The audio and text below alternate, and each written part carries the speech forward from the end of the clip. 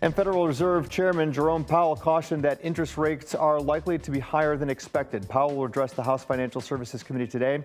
He spoke yesterday to the Senate Banking, Housing, and Urban Affairs Committee. The Dow fell more than 570 points yesterday, so it's now in negative territory for the year. Yeah, thanks, Dan. And we're answering your money questions with financial expert Terry Savage. Good morning, Terry.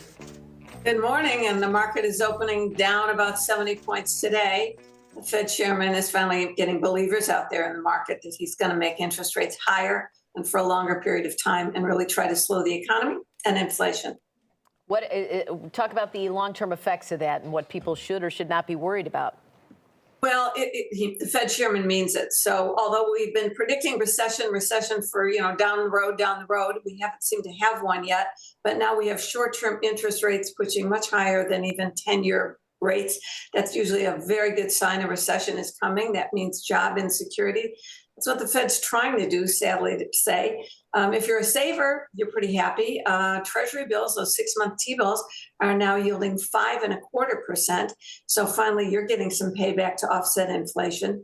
But if the Fed keeps at it, and if the government keeps overspending, both political parties, that is, the Fed has no other tools in its portfolio except raise rates, slow the economy, and cause a recession.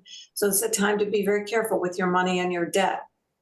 All right, let's get to some viewer questions, Terry. This person says, please explain the difference between Treasury bills and I-bonds. Okay, there's a lot of confusion about this. You buy them both at the same place, treasurydirect.gov. That's your account with the U.S. government. I-bonds, you plan to hold for 5 years. In fact, you must hold them for a year, and there's a 3-month loss of interest penalty if you sell them before 5 years. The rate changes every 6 months, and the current rate is 6.89%, so it's very attractive. And the maximum of I-bonds you can buy is $10,000 in a calendar year. Treasury bills are short-term IOUs from the same U.S. government, the safest thing in the world. They come in 3 and 6 months, 13 and 26 weeks. You buy them, and you don't know exactly the rate, but about the rate you'll get when they auction them every Monday. The interest drops right into your account. When they mature, your original investment that you made goes back into your checking or bank account that you link to it, unless you say, hey, automatically renew at whatever the current rate is then at the end of maturity, 3 or 6 months. You don't pay state income taxes on Treasury bill interest. You do pay federal income taxes, and you pay that interest in the year the bill matures. So there's a big article called, 2 articles at terrysavage.com. One is everything you need to know about T-bills, one about I-bonds. Go there and you'll see all this with a link to treasurydirect.gov. All right, let's take a look at viewer questions. What factors impact an individual's credit score, and why does an individual's credit score fluctuate? Well, there are some very key factors. Some you can do something about, some you can't. I think that one of the largest, about a third of your credit score, is your payment history. Don't be late. That gets reported every time and it dings your credit score. There are some other things like length of credit history. So don't ever close your oldest credit card. It shows you've been around a long time. You have a graphic here of the FICO score, most commonly used. FICO stands for Fair Isaac. There are some other shorter things, but the biggest thing beside your payment history has to do with the amount you owe. So what you want to make sure is that you don't charge up in full all your credit cards, because then they think, oh my gosh, she's in trouble, she's trapped, we're going to lower her credit score. On the other hand, if you have like 7 cards and you owe very little, they think, oh, there's a lot of room for her to get in trouble.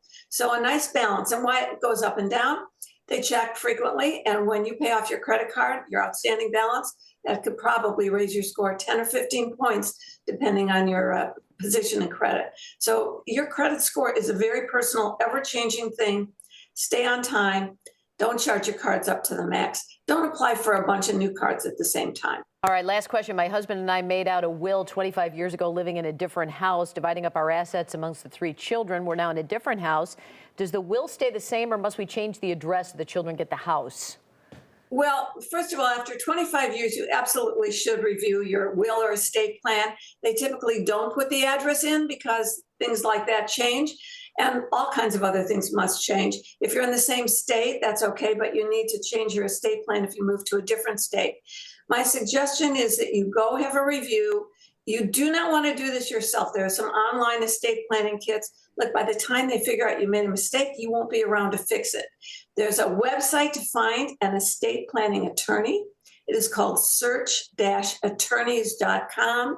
Typically, you won't put the address. You'll just say our principal residence. You won't put dollar amounts because you may spend it down. You need a lawyer to guide you through this. It doesn't have to cost a lot, and you should do it now if you haven't done it in that long. All right, thanks, Terry. If you have a question for Terry, you can go to terrysavage.com. Thanks a bunch. Thank you. Time now for On Town. Hey, Anna.